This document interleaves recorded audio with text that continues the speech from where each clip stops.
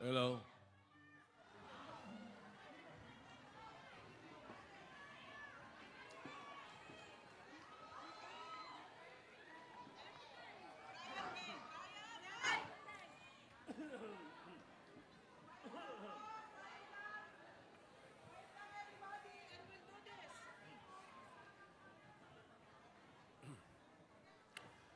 Pumasok po kami lahat ngayong araw para makapagtrabaho, pero hindi po kami pinayagang umere ng new management.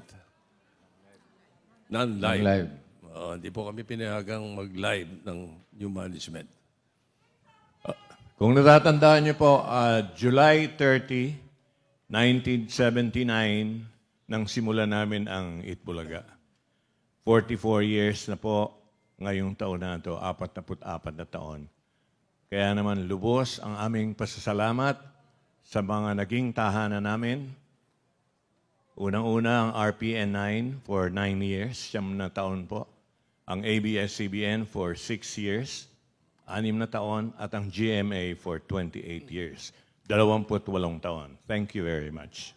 Nagpapasalamat din kami sa lahat ng advertisers mula 1979 na nagmahal, nagtiwala at sumuporta sa amin.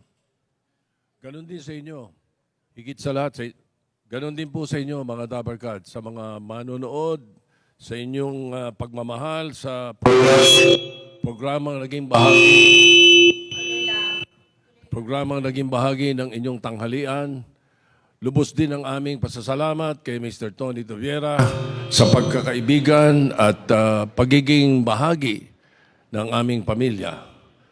At higit sa lahat, sa Panginoong Diyos na kahit kailan, hindi niya kami pinabayaan. Hindi na po namin iisa-isahin ang laman ng aming mga puso at damdamin. Ang hangad lang po namin ay makapagtrabaho ng mapayapa, walang maagrabyado, at may respeto sa bawat isa.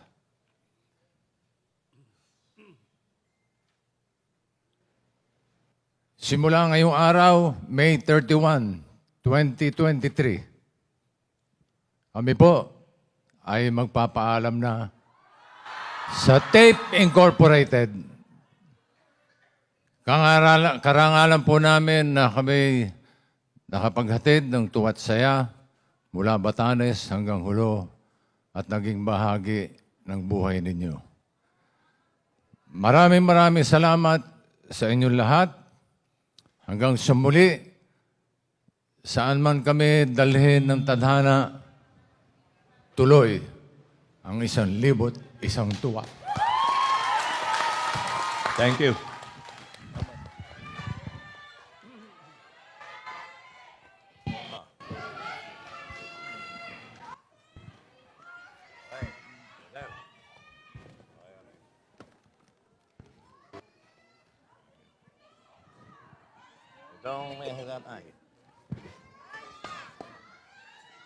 We love you.